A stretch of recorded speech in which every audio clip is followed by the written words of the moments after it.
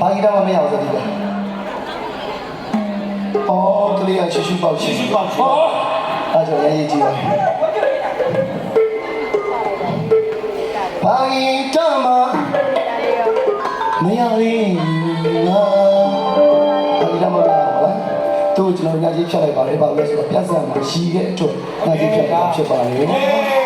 ဘောတာဘောပါလေတော့ဘာမှမပြောဘူးနော်အဲ့ဒါလေကိုကကလေးလေးဖက်တာပဲဖြတ်ခံမလားပြောရမပြီးဘောတော့မရရင်ဒီကတောက်လိုက်မှခဏလေးထိုင်အောင်နေတော့ခဏလေးထိုင်အတီဟဲ့ဒါလေးဟ